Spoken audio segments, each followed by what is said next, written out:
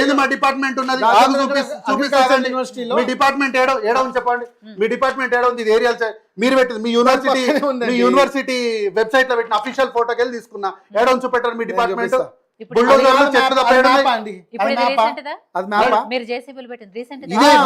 వీళ్ళు అఫీషియల్ గా పెట్టింది ఇది. వీళ్ళు అఫీషియల్ వెబ్సైట్ లోకి వెళ్ళి తీసింది. మేడం క్రాస్ టాక్ వద్దు మేడం. ఇప్పుడు చర్చ ప్రజలకు వెళ్ళాలా వద్దా? ఒకటే మాట చెప్పండి. ఇక్కడ ఉందండి మా డిపార్ట్మెంట్. మీరు జూమ్ చేయగలిగితే ఇక్కడ మా డిపార్ట్మెంట్ ఉందండి. ఇక్కడ వాళ్ళు తవ్వకాలు చేస్తున్నారు ఇక్కడ ఈ లేక్ పక్కన. సో ఇది డిపార్ట్మెంట్ మాది ఇక్కడ ఉంటే చుట్టుపక్కల చేస్తున్నప్పుడు డిపార్ట్మెంట్ మాది అక్కడ లేనట్ట. ఆయన చెప్పిన ఎక్కడైతే జేసీబీలు తవ్వుతున్నారో ఆ మధ్యలో మీ ప్లేస్ ఉంది. అవును మేడం, ఇది అది రోడ్డు పక్కన ఉంది. అది ఈ రోడ్డు పక్కన కనిపించిందంత మనదే అవుతుందా?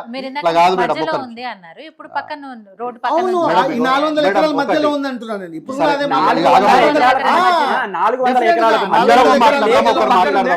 అందరం చాలాసేపు మాట్లాడారు. ఒక నిమిషం చెప్పండి మేడం. అందరు ఆరోపణలు చేసారు, మాకు సమాధానం చెప్పండి. నన్ను ఎవరు డిస్టర్బ్ చేయకపోతే నేను ఒక 5 minutes లో కంప్లీట్ చేస్తాను. ఓన్లీ 5 minutes లో కంప్లీట్ చేస్తాను. ఓకే, అట్లనే చేయండి. సెంట్రల్ యూనివర్సిటీకి భూములు ఇచ్చారు, ఇందిరాగాంధీ పీరియడ్లో ఇచ్చారు. ఆ టైంలో సరే ప్రభుత్వ భూములు అప్పుడైనా కూడా ప్రభుత్వ భూమే ఇచ్చారు కదా. ఇచ్చిన తర్వాత ఫర్ ఎగ్జాంపుల్ ఒక చిన్న క్వశ్చన్ అడుగుతా కాంగ్రెస్ పార్టీని, కాంగ్రెస్ ప్రభుత్వాన్ని కూడా. ఇందిరమ్మ ఇల్లు కట్టించారు. ఇందిరమ్మ ఇల్లు కట్టించిన తర్వాత అది ప్రభుత్వ భూమి, ఆ ఇందిరమ్మ ఇల్లు నేను తీసుకుంటా అంటే ఊరుకుంటారు ఎవరన్నా? ఇది యూనివర్సిటీకి సంబంధించింది. యూనివర్సిటీకి సంబంధించిన అయితే భూములు ఉన్నాయో దాని డెవలప్మెంట్ కోసం ఇస్తారు. ఎందుకంటే ప్రోగ్రెసివ్ డెవలప్మెంట్ ఉంటుంది. ప్రోగ్రెసివ్ డెవలప్మెంట్ ఏంటి? సంవత్సరాలు కొద్దిగా 2004లో అఫీషియల్ గా వాళ్ళకి ఇవ్వబడింది కదా రిజిస్ట్రార్ నుంచే. 2003లో ఏమైందంటే ఇదైతే ఐఎంజీ భారత్కి ఇచ్చారో అప్పుడే పోరాటం చేశారు. యాక్చువల్ విద్యార్థులంతా కూడా బయటకు వచ్చి ఎట్టి పరిస్థితులు ఇవ్వద్దు, ఈ భూములు మావి, విద్యార్థులకు సంబంధించినవి, హెచ్సికి సంబంధించిందని పోరాటం చేయబట్టి దాన్ని క్యాన్సిల్ చేసుకున్నారు. రాజశేఖర రెడ్డి గారు వచ్చిన తర్వాత క్యాన్సిల్ చేసి వేరే దగ్గర ఇచ్చారు. సో దాంట్లోనే టాటా రీసెర్చ్ ఇన్స్టిట్యూట్ కానీ బయోడైవర్సిటీ కానీ ఇచ్చారు. తర్వాత ఇప్పుడు ఐఎంజీ భారత్ వాళ్ళు ఏంటంటే కేసు వేసారు.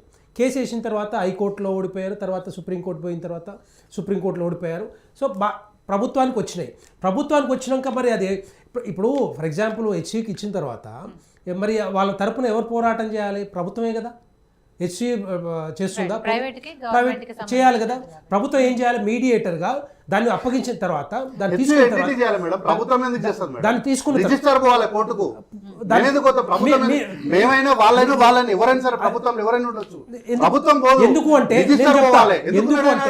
ఎందుకంటే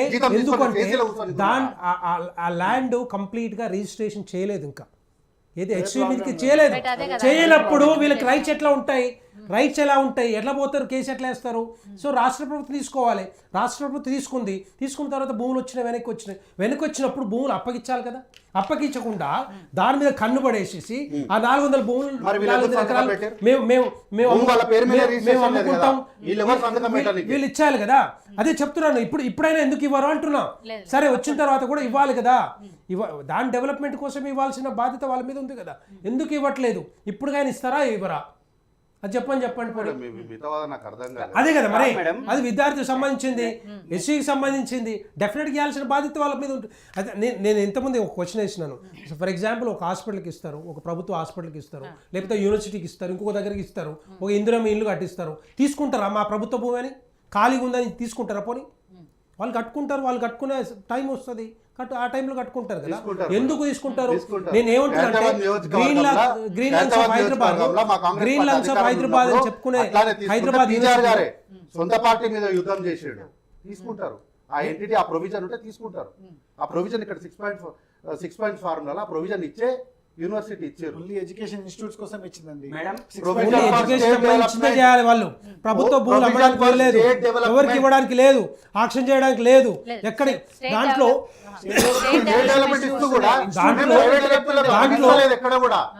ప్రైవేట్ వ్యక్తులకు ఎక్కడ కూడా అప్పగిస్తలేదు. ఈ భూముల్లో అటవీ భూములు కొన్ని ఉన్నాయి. అటవీ భూములు అనేవి ఏదైనా మనం వాడుకోవాలంటే కేంద్ర ప్రభుత్వం ఆమోదం లేకుండా ఎవరికి ఇవ్వడానికి లేదు, ఆక్షన్ ఇవ్వడానికి లేదు. ఒకవేళ ఆక్షన్ వేసిన అనుకోండి, ఎవరికైనా ఇచ్చారంటే డెఫినెట్గా కంపెనీస్ రావు, వాళ్ళ మీద ట్రిబ్యునల్స్, కోర్టులు, రకరకాల ఇష్యూస్ వస్తాయి.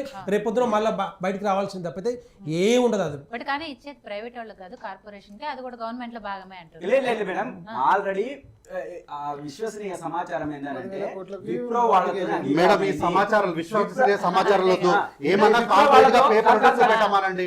ఇవన్నీ నేను కోర్టు ఆయుధం తెచ్చి చూపించిన. మన ఊహలు లేకపోతే మన కాదు మేడం, assumptions కాదు కదా ఇక్కడ. కాదు సరే మేడం, నాకు విశ్వసనీయ సమాచారం ఏంటంటే కల్వకుంట్ల తారక రామారావు గారు లిటరల్ రిక్వెస్ట్ చేస్తున్నారు వాళ్ళ ల్యాండ్ కావాలని.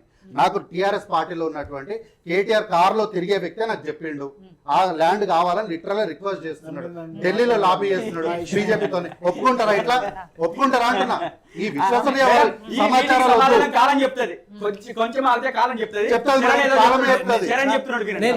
నేను ఒక చిన్న విషయం చెప్తాను. సరే, కాంగ్రెస్ పార్టీ ఇక్కడ పోరాటం చేయండి. కాంగ్రెస్ ప్రభుత్వం 400 ఎకరాలు తీసుకుంటామని చెప్పింది.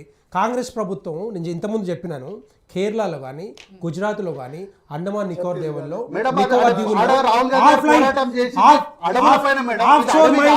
ఏదైతే అక్కడ కూడా పర్యావరణం దెబ్బతి ఉంటుంది. ఇక్కడ కూడా అదే జరుగుతుంది కదా. ఇక్కడ కూడా కొట్టేస్తున్నారు కదా. పర్యావరణ ఎన్విరాన్మెంటల్ ఇష్యూస్ వస్తాయని చెప్పి అక్కడనే నిరసన చేస్తారు, నిరసన పడతారు. ఇక్కడ రాహుల్ గాంధీ ఎందుకు రావట్లేదు? ఇక్కడ ఇది విద్యార్థులకు సంబంధించింది. దానికంటే విద్యార్థులకు సంబంధించి ఇంకా చాలా గొప్పది కదా. వీళ్ళు పోరాటం చేస్తున్నారు కదా. ఆల్రెడీ చేసిన ప్రశ్న మేడం, నేను సమాధానం చెప్తాను. నాకు 5 నిమిషాలు టైం, ఎవరు డిస్టర్బ్ చేయకండి. 5 minutes లో క్లోజ్ చేస్తాం. మీ టైం నేను తీసుకోను. మీరు లాస్ట్ అందరికీ ఆన్సర్ చెప్తారు కానీ గౌతమ్ గారు మీరు మాట్లాడాల్సింది ఏంటో ఒకసారి చెప్తే అందరు కలిపి ఆన్సర్. కాంగ్రెస్ పార్టీ కేటాయించింది అనే దాంట్లో వాళ్ళకి ఏమైనా వివాదం ఉందా?